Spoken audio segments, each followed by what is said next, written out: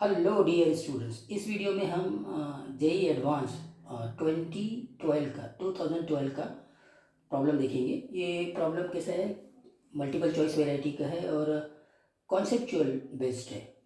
तो इसमें क्या है ना कि आपको 4 to 5 कॉन्सेप्ट पता होना चाहिए, तब ये क्वेश्चन आपका बनेगा। क्वेश्चन कैलकुलेशन बेस्ड बिल्कुल नहीं है।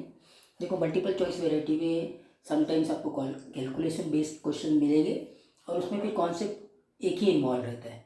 लेकिन अगर कुछ क्वेश्चन ऐसे भी मिलेंगे जिसमें 4 to 5 कॉन्सेप्ट पता होना चाहिए, तब जाके ये क्वेश्चन बनेगा। तो ये क्वेश्चन कैसा है कि if f of x equal to integration of e की पावर में टी स्क्वेयर t-2 t-3 और इसकी लिमिट है 0 to x for all x belongs to 0 to infinity, then f has local maxima at x equal to 2. F is decreasing in the interval open interval 2 to 3. There exists some c belongs to 0 to infinity such that f double dash की बात की है, f double dash, ठीक है, c equal to 0 and F as local minima at x equal to 3। अब देखो, ये questions को करने के लिए कौन कौन से कॉन्सेप्ट की आपको ज़रूरत पड़ेगी। लोकल मैक्सिमा और लोकल मिनिमा की बात कर रहा है तो आपको एफ डैश एक्स तो निकालना ही पड़ेगा। अगर एफ डैश एक्स निकालना है, इसका मतलब आपको यहाँ पे लेबनीज फार्मूला यूज़ करना पड़ेगा। लेबनीज फार्मूला क्या होता है, हम किसी इंटीग्रेटिंग फंक्शंस को, जो फंक्शन इंटीग्रेशन के फॉर्म में दिया हुआ है, उसको डिफ्रेंशिएट करते हैं तो लेबनीज फार्मूला वहाँ यूज़ होता है, तो वो आपको पता हो। दूसरा, इंक्रीजिंग डिक्रीजिंग का कॉन्सेप्ट पता हो, मोनोटोनोसिटी बोलते हैं इसको, ठीक है, क्योंकि यहाँ डिक्रीजिंग की भी बात की है, ठीक है। फिर लोकल मैक्सिमा और लोकल मिनिमा के लिए जो एफ डैश एक्स का साइन चेक करते हैं, मतलब आपको वेवी कर्व मेथड भी पता हो। वेवी कर्व मेथड से हम साइन चेक करेंगे, एफ डैश एक्स का साइन चेक करेंगे, है ना, कहाँ पॉजिटिव कहाँ नेगेटिव, ठीक है। तो ये ऑप्शंस और ये ऑप्शंस के लिए आपको wavy curve method, F dash x निकालने के लिए आपको लेबनिज फार्मूला, डिक्रीजिंग इंक्रीजिंग के लिए आपको मोनोटोनोसिटी पता हो। और ये ऑप्शन देखो, there exist some C belongs to 0 to infinity such that F double dash C equal to 0। हाँ, अब ये ऑप्शन किससे बनेगा, देखो F double dash C equal to 0 की बात कर रहा है, तो यहाँ से मुझे एक हिंट मिल रहा है कि मैं रोल्स थ्योरम के ऊपर सोच सकता हूँ कि ये वाला ऑप्शन कहीं ना कहीं रोल्स थ्योरम से लगेगा। और जब एफ डबल डैश सी की बात कर रहे हैं तो Rolle's theorem F dash x में लगेगा, फंक्शन बन जाएगा एफ डैश एक्स। ये इंपॉर्टेंट है, इस फंक्शंस को मेरे को चेक करना है कि ये डिफरेंशिएबल है कि नहीं है, कंटिन्यूस है कि नहीं है, और F of A equal to F of B है कि नहीं है, एफ डैश एक्स है, तब जाके वहाँ रोल्स थ्योरम लगेगा, तब जाके एफ डबल डैश एक्स 0 होगा रोल्स थ्योरम्स के अकॉर्डिंग। तो ये फोर्थ ऑप्शन बहुत इंटरेस्टिंग और इम्पोर्टेंट है, ज़्यादातर लोग यहाँ पे ही मिस करेंगे, तो आपको इतने कॉन्सेप्ट यहाँ पे यूज़ करना है, ठीक है। स्टार्ट करते हैं। तो सबसे पहले आपको एफ डैश एक्स निकालना पड़ेगा, मतलब लेबनिज फार्मूला तो यूज़ करना है, कर लेते। F dash x, F dash x कैसे होगा, इसको आप जब डिफ्रेंशिएट करेंगे तो जहाँ जहाँ ये टी है वहाँ वहाँ एक्स आ जाएगा, ई एक्स स्क्वेयर एक्स माइनस 2 और एक्स माइनस 3 हो गया एक्स का डिफ्रेंशिएशन। और ये फंक्शन बना अभी एफ डैश एक्स नया फंक्शन है। देखो, ये जो फंक्शन है ना, इसमें ये तो हमेशा पॉजिटिव है, ऑलवेज पॉजिटिव, तो मतलब इसके ऊपर इसके साइन को चेक करेंगे तो इसका क्रिटिकल पॉइंट क्या क्या मिलेगा, एक्स इक्वल टू 2 और एक्स इक्वल टू 3।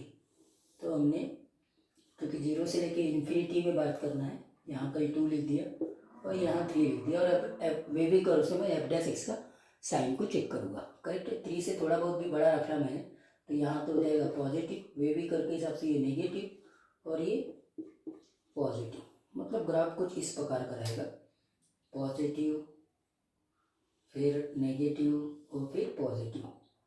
तो देखो, ये x इक्वल टू 2 और x इक्वल टू 3, इसमें ये एफ डैश एक्स 0 हो जाता है, करेक्ट है, फाइन। तो पहले तो अपन 2 की बात करते हैं, 2 में ये पॉजिटिव से नेगेटिव में साइन चेंज कर रहा है एफ डैश एक्स, तो 2 क्या हो जाएगा, पॉइंट ऑफ, देखो कैसा होता है, आपको फंक्शन होता है, जैसे मान लीजिए एक्स इक्वल टू ये, तो यहाँ पे इसका एफ डैश एक्स मतलब स्लोप पॉजिटिव होता है, और यहाँ पे इसका स्लोप, ठीक है, ये नेगेटिव होता है। एफ डैश एक्स यहाँ पे मतलब F dash X at X equal to ये जीरो होता है, यहाँ पे F dash A equal to zero. तो आप देखेंगे कि ये लोकल मैक्सिमा होता है एक्स इक्वल टू ए कब, जब इसके लेफ्ट हैंड साइड में स्लोप पॉजिटिव हो और इसके राइट हैंड साइड में स्लोप नेगेटिव हो। तो यही चीज़ यहाँ पे भी हो रही है, करेक्ट है। तो इसीलिए ये पॉइंट ऑफ लोकल मैक्सिमा होगा, local maxima, point of local maxima होगा, इसका मतलब ये ऑप्शन करेक्ट हो गया। फिर एफ डैश एक्स का साइन 2 और 3 के बीच में नेगेटिव है, तो इसका मतलब एफ जो है वो डिक्रीजिंग होगा, ये भी बात क्लियर हो गई, नेगेटिव साइन है। और 3 के लेफ्ट में एफ डैश एक्स का साइन नेगेटिव, राइट में पॉजिटिव है, मतलब आपको इससे पता चल जाएगा ये पॉइंट ऑफ मिनिमा होता है। यहाँ एफ डैश एक्स जीरो हो जाता है, करेक्ट है। और यहाँ देखिए, यहाँ पे ये स्लोप पॉजिटिव है और यहाँ ये स्लोप नेगेटिव होता है, करेक्ट है, यानी एफ डैश एक्स नेगेटिव और इधर एफ डैश एक्स पॉजिटिव। तो यही चीज़ यहाँ हो रही है, इसका मतलब ये जो है लोकल मिनिमा है, पॉइंट ऑफ लोकल मिनिमा, मतलब ये ऑप्शन भी करेक्ट है। अभी 3 ऑप्शन तक के तो सारे लोग आसानी से पहुंच जाएंगे, यहाँ तक कोई प्रॉब्लम नहीं जाएगी। मेन है ये ऑप्शन, इसको कैसे चेक करोगे, F double dash C equal to zero. आपको देखो, जब भी रोल्स थ्योरम और एलएमबीटी का प्रॉब्लम होता है, तो रोल्स थ्योरम और एलएमबीटी की प्रॉब्लम में स्ट्रेट फॉरवर्ड कहीं लिखा रहता है कि आप रोल्स अप्लाई करें या एलएमबीटी अप्लाई करें, यही इसकी खासियत होती है। रोल्स थ्योरम और एलएमबीटी को आपको बहुत डीपली समझना पड़ता है। तो कैसा होता है कि चूंकि F double dash C equal to zero है, तो रोल्स थ्योरम का कॉन्सेप्ट यहाँ पे आता है। रोल्स थ्योरम क्या बोलता है, पहले उसको देख लो।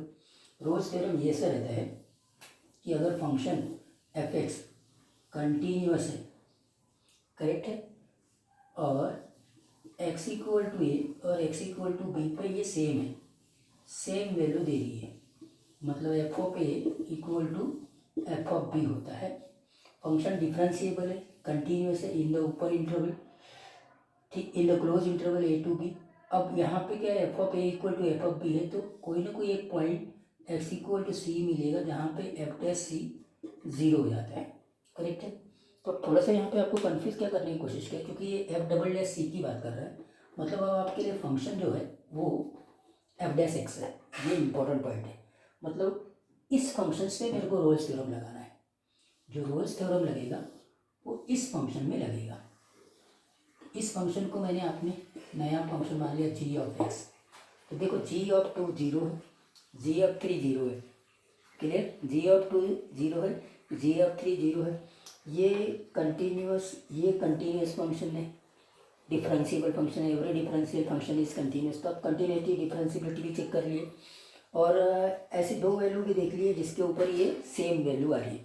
तो 2 और 3 के बीच में मेरे पास में एक ऐसा सी मिलेगा जहाँ F double dash C zero हो जाएगा by Rolle's theorem, C belongs to 2 to 3। क्या ये बात समझ में आ गई। तो सी किसके बीच में रहेगा, 2 और 3 के बीच में। और यहाँ बोलते हैं there exist some C belongs to 0 to infinity. हाँ, ये तो 0 to इन्फिनिटी के बीच में ही आ रहा है, करेक्ट है। Such that F double dash C equal to 0। ये ऑप्शन सबसे इम्पोर्टेंट था, जहाँ पे आप यहाँ पे चेक करने में कई लड़कों को परेशानी आ जाती है। F double dash C equal to 0 in C belongs to 2 to 3, मतलब we are applying the Rolle's theorem in this function F dash X, correct है। और एफ डैश एक्स कैसा है, डिफरेंशिएबल है, हेंस कंटिन्यूअस है, और एफ ऑफ 2 और F of 3 दोनों सेम है, क्योंकि दोनों की वैल्यू 0 आ रही है, करेक्ट है। तो I can find out at least 1 C in the open interval 2 to 3 such that f double dash c will be 0. That means some c belongs to 0 to infinity, f double dash c equal to 0. ये वाला option भी correct है।